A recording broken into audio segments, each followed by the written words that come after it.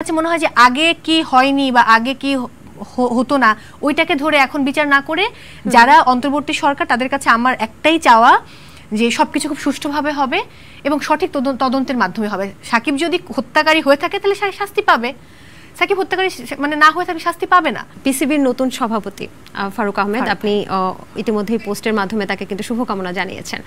তো আপনার কি মনে হয় যে নতুনভাবে আবার বিসিবি গঠন হচ্ছে, তো সেক্ষেত্রে কি কি পরিবর্তন আনা উচিত? আমি যেটা আশাবাদী ফারুক আহমেদ এবং সেই সাথে নাজমুল আবেদিন ফাহিম স্যার আছেন, আরও তামিম ইকবালকে আমরা দেখেছি, আরও অনেকে এখানে যুক্ত হচ্ছেন। আমার যদি সত্যিকার অর্থে বলি টিমটা শুধু আমি না, আমরা যারা মানে স্পোর্টস হোস্ট আছি প্রত্যেকেই হয়তো বলবে যে একটা দুর্দান্ত পরিবর্তন হয়েছে এবং আমরা আশাবাদী যে ভালো কিছু হবে এটার সাথে। আসলে ডক্টর মোহাম্মদ ইউনূসের বর্তমান কিন্তু একজন সহকারী পদে একজনকে নিয়োগ দেওয়া হয়েছে, সেটা নিয়েও কিন্তু অনেকে বলছে কে এই ব্যক্তি, এবং জানা গেছে যে তিনি ঢাকা ইউনিভার্সিটির আইন বিভাগে 2015-16 সালের শিক্ষার্থী। এবং এই যে তরুণ প্রজন্ম রাষ্ট্র সংস্কার বা রাষ্ট্রের বড় বড় পদে যাচ্ছে, আপনার কি মনে হয় যে এটা কি আসলে রাষ্ট্রের জন্য ভালো হবে নাকি অভিজ্ঞতা সম্পন্ন লোক থাকলে আরো বেশি ভালো? না, আমাদের এখানে কিন্তু অভিজ্ঞতা সম্পন্ন লোকও আছে, অবশ্যই আছে। তো এখানে একটা মিশ্র ব্যাপার আছে। সো আমার কাছে মনে হয় যে একটা গ্যাপ ছিল এর আগে, তরুণদের কথাগুলো হয়তো ওই অভিজ্ঞ লোকদের কাছে গিয়ে পৌঁছাতো না। যেহেতু এখানে এখন অন্তর্বর্তী সরকারটা এমন যে আপনার 25 থেকে 85 বছর বয়স পর্যন্ত মানুষজন এখানে রয়েছেন, অভিজ্ঞরাও আছেন, প্রবীণ নবীন মিলে কিন্তু সরকার গঠন করা হয়েছে।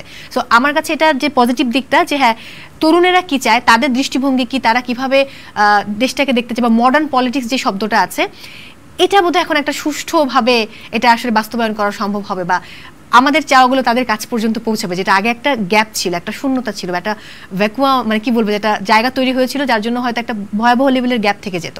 সেই গ্যাপটা এখন আর থাকার সম্ভাবনা নেই, কারণ তাদের ভাবমূর্তিগুলো বা তাদের কি মন্তব্য, তাদের কি মতামত, এগুলো কিন্তু এখন ডক্টর মোহাম্মদ ইউনূস পর্যন্ত পৌঁছাচ্ছে এবং তিনি ভীষণ রকম বিচক্ষণ মানুষ।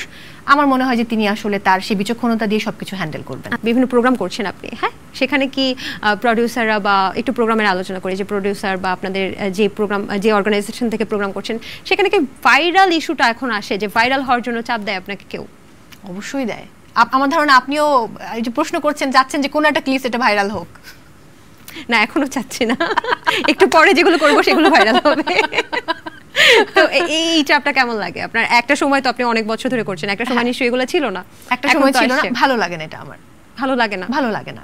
আচ্ছা, এটা আপনাকে আমি একটা ছোট্ট গল্প বলি আমার জীবনে। ডেফিনেটলি পুরো গল্পটা হয়তো বলা সম্ভব না। লাইক ওই সময়টা আমার যিনি অতিথি আমাকে টকব্যাগে আমার প্রডিউসার বললেন যে মৌ, তুমি যেহেতু ওর ভাগ্যে রোস্ট পড়েছে তুমি বলো যে আজকে তো আপনি রোস্ট বানাবেন, যখন ফেসবুকে আপনাকে রোস্ট করা হয় তখন আপনার কেমন লাগে? সো মানে দ্যাট টাইম তখন আমি রোস্ট হচ্ছি। এখন আপনি ভাবুন যে এই প্রশ্নটা ওকে করতে আমার কেমন লাগবে। তখন আমার ব্যক্তি জীবনে একটা ঝড় বয়ে যাচ্ছে এবং সেটার সাথে আমার কোনো মানে আমি জানি না, আমি হুট করে সকালবেলার ফ্লাইটে নেমে লন্ডন থেকে এসে আমি শোতে গেলাম এবং তারপর একটা আকাশ কুসুম একটা ঘটনা ঘটলো, ওই ব্যাপারে আমি যেতেই চাই না। কিন্তু একবার শুধু ভাবুন যে তখন ওই প্রশ্নটা করতে আমার কেমন লাগছে। আমাকে তো হেসে হেসে শো করতে হয়। আমি কয়েকদিন ধরে একটা কথা খুব কমন রেগুলারলি বলছি যে একজন শিক্ষক, একজন ডক্টর, একজন উকিল, একজন সাংবাদিক বা হোয়াটএভার অন্য যে জব করে, সে একটা শোক কাটিয়ে উঠে তার কাজটাতে আবার জয়েন করে। কালকে গিয়ে হয়তো সে ক্লাস নেবে, না হলে সে হয়তো নিরাপত্তা দেবে, না হলে সে চিকিৎসা করবে। তো আমরাও কিন্তু আমাদের শোকগুলো কাটিয়ে গিয়ে আমরা আমাদের কাজ করি। আমাদের কাজটা কি? সুন্দর করে মেকআপ নাও, গেট আপ সুন্দর হতে হবে, পশ কোনো কাপড় পরো এবং লিপস্টিক দাও, কাজল দাও, তারপরে হেসে দিয়ে ওয়েলকাম করো দর্শকদেরকে। দর্শক তখন আমাকে গালি দেয় যে তোর তো লজ্জা শরমই নাই এবং তোর তো কোনো মনও নাই, তুই কি? ওটা তো ব্যক্তি মৌ না, ওটা হচ্ছে উপস্থাপক মৌ। আচ্ছা মৌ, আমার একটু জিজ্ঞেস করতে চাচ্ছি, আপনি লাস্ট কবে কেঁদেছেন বলেন তো? আমি প্রতিদিন কাঁদি। একটা ছোট্ট র্যাপিড ফায়ার বলতে একটা গেমসের মতো। ওকে, নায়ক নায়িকার কোন বিষয়টা আপনার ভালো লাগে না? ভালো লাগে না, আমি কিছু নাম বলবো, আপনার বলতে হবে।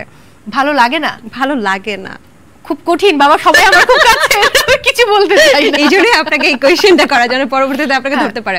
আচ্ছা, প্রথমে তো শাকিব খান তো আসবে, সুপারস্টার শাকিব খান, কোন জিনিসটা ভালো লাগে না? এটা বলে তো আপনি আমাকে বিপদে ফেলবেন। একদমই না, এখন বাক স্বাধীনতা আছে। বাক স্বাধীনতা আছে, হ্যাঁ অবশ্যই আছে। শাকিব খানের সাথে আমিও করেছি, তাকে নিয়ে আলাদা করে ভালো লাগে না বলে ওই ভালো লাগে না জিনিসটা আমি আসলে পাইনি, কারণ আমি এত অল্প সময় তাকে দেখেছি। শোতে শোতে তো সে আসে, বক্তব্য দেয়, ভালোই লাগে, খারাপ লাগার কোনো কারণ নেই। কিন্তু শাকিব খান তো আপনাকে নায়িকা হওয়ার অফার দিয়েছে, আপনি তো রিজেক্ট করেছেন। তাহলে ভালো লাগলে কেন রিজেক্ট করলেন? রিজেক্ট শব্দটা আলাদা, তখন আমার বয়স অনেক কম, সালটা 2018। এখন তো আপনি অভিনয় করছেন 18 না 2020 না 18, হ্যাঁ 18, এখন আমি অভিনয় করছি। তখন আমি ওনাকে বলেছিলাম যে আমি নিজেকে তার যোগ্য মনে করছি না। মানে এখন কি আপনি সাহস পাচ্ছেন? এখন আই থিংক এখন পারবো আমি। এখন পারবেন? আচ্ছা আচ্ছা, তাহলে কিন্তু এটা একটা প্রস্তাব ছিল। জায়েদ খান সম্পর্কে আপনার কোন খারাপ লাগাটা আছে? জায়েদ ভাই কি বলবো, এই যে জায়েদ ভাই ভাইরাল হওয়ার একটা প্রবণতা তার মধ্যে আছে, এটা খারাপ।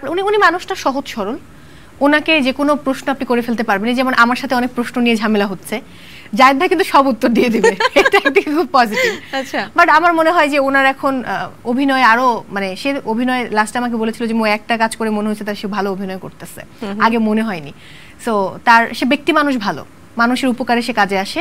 আপনি যে কোনো বিপদ ওনাকে ফোন করলে উনি ফোন ধরবে এবং আপনার উপকার করবে। তবে আমার মনে হয়